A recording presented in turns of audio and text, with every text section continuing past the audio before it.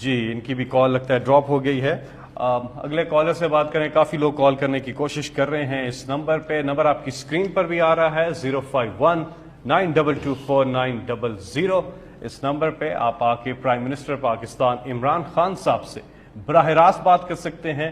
آپ کے سوالات اور وزیر اعظم کے جواب. اس سلسلے کی آج یہ تیسری نشست لے کر ہم آپ کی خدمت میں حاضر ہوئے ہیں اور ٹیلی فون کالز آ رہی ہیں ہمیں. جی ہم اگلے کالر سے اب بات کریں گے. ہمارے ساتھ ہیں لائن پر کون؟ جی السلام علیکم. مجھے بتایا جا رہا ہے کہ ٹیکنیکل ایشو آ رہا ہے بیک اینڈ پہ جس کی وجہ سے کال جو ہے وہ تھرو نہیں ہو پا رہی. تو ہم یہاں پر ایک وقفہ لیتے ہیں. وقفے کے بعد ہم واپس کال آ گئی ہے شاید. جی السلام علیکم. جی السلام علیکم. وعلیکم السلام. جی کون صاحب کہاں سے بات کر رہے ہیں؟ جی پوچھیے گا اپنا سوال. جی میں مبین خان بات کر رہا ہوں ملاکنڈ سے. جی میرا سوال ہے خان صاحب سے. جی آپ کی حکومت میں آنے کا سب سے اسٹرانگ پوائنٹ یہی تھا کہ پاکستان میں قانون طاقتور اور کمزور کے لیے برابر ہو جائے گا. جی ٹھیک ہے. آپ کی ساری جدوجہد اس مدعے کے گرد میں گھومتی رہتی ہے. ٹھیک ہے کہ پاکستان میں طاقتور کے لیے کوئی قانون ہے ہی نہیں. خان صاحب مجھے سمجھ نہیں آئی کس چیز کے لیے قانون کہہ رہے ہیں پاکستان میں طاقتور اور کمزور کے لیے ایک قانون نہیں ہے. جی اچھا جی طاقتور لوگ جو ہے نا وہ قانون کو اپنے حق میں موڑ لیتے ہیں. ٹھیک ہے ٹھیک ہے جی سمجھ آ گیا. جی میں سمجھ گیا. اچھا اب میں اپنی قوم سے تھوڑی سی آپ سے یہ آپ کو زحمت دوں گا کہ تھوڑا سا لمبا اس کی جو میں نے آپ کی وضاحت کروں گا تھوڑا سا ذرا ٹائم لوں گا. لیکن میں یہ چاہتا ہوں بڑی غور سے آپ میری یہ بات سنیں کیونکہ میری جو جماعت بنی تھی آج سے 25 سال پہلے اس کا نام تھا تحریک انصاف. یہ کیوں میں نے جماعت بنائی تھی جبکہ اللہ نے ایک انسان کو سب کچھ دے دیا تھا. سب سے زیادہ شہرت ملی تھی. جتنی اللہ نے مجھے جو دیا تھا پیسے میری ضرورت کے مطابق بہت تھے. میں ایک وہ انسان جس کو کوئی کام کرنے کے میرے پاس جتنا پیسہ تھا میں کچھ بھی نہ کرتا تو اپنی زندگی گزار سکتا تھا. تو میری طرح کا آدمی کیوں آیا سیاست میں یہ آپ نے سمجھنا ہے. اور کیوں پارٹی کا نام رکھا تحریک انصاف. دیکھیں میری عمر اتنی ہے جتنی پاکستان کی عمر ہے. تقریباً 5 سال بڑا ہے پاکستان میرے سے. تو میں نے پاکستان کو اپنے سامنے ہم نے بڑے ہوتے دیکھا. میں پاکستان کے ساتھ بڑا ہوا اور مجھے موقع بھی ملا کہ 18 سال کی عمر کے بعد میں برطانیہ چلا گیا. ادھر میں نے یونیورسٹی میں گیا. ان کا میں نے سسٹم سٹڈی کیا. پھر کرکٹ کی وجہ سے میں ساری دنیا میں گیا اور ادھر دنیا کے میں نے سسٹمز دیکھے. اور یونیورسٹی کے اندر جو میری ڈگری تھی وہ پولیٹکس اور اکنامکس میں تھی. تو میں نے پولیٹیکل سائنس پڑھی. اب میں یہ چاہتا ہوں آپ میری ایک بڑی غور سے بات سنیں. دنیا کی تاریخ میں جو سویلائزیشن جو قوم اوپر گئی ہے اس میں سب سے بڑا کام اس نے یہ کیا تھا قانون کی بالادستی لے کے آئے تھے. جو باقی دنیا سے بہتر ان کی قانون کی بالادستی تھی. دیکھیں 2 قسم کے قانون ہیں. ایک انسانی قانون ہے جدھر قانون کی بالادستی ہے اور دوسرا جانوروں کا قانون ہے جدھر طاقت کی بالادستی ہے. مائٹ از رائٹ ہے.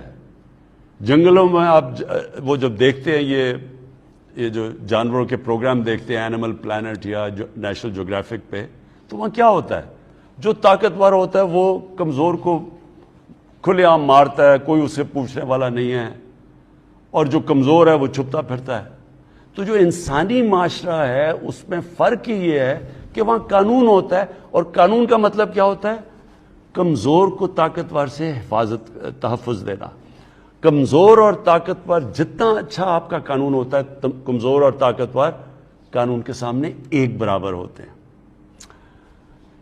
جب میں آپ کو مدینہ کی ریاست کی بات کرتا ہوں لوگوں کو سمجھ جی مدینہ کی ریاست ہے جی سوئچ آن ہو گیا ایک دم دودھ کی نہریں بہنی شروع ہو گئی.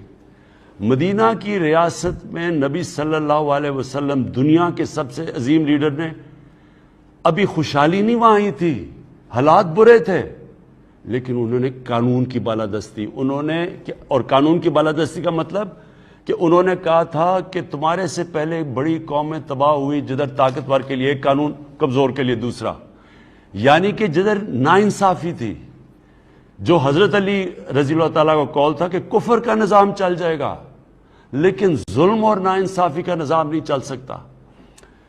جب برطانیہ میں سیکنڈ ورلڈ وار میں، دوسری جنگ عظیم میں، جب ہٹلر کی فوجیں تیار بیٹھی تھی برطانیہ کے اوپر حملہ کرنا، فرانس کی ساحل پہ تیار بیٹھی تھی حملہ کرنے کے لیے، اور ہٹلر کے جو جیٹ تھے وہ بمباری کر رہے تھے اور تباہ کر رہے تھے برطانیہ کو، تو لوگ گھبرا کے پہنچے اپنے لیڈر کے پاس، پرائم منسٹر ونسٹن چرچل کے پاس، تو انہوں نے کہا کیا ہم بچ جائیں گے؟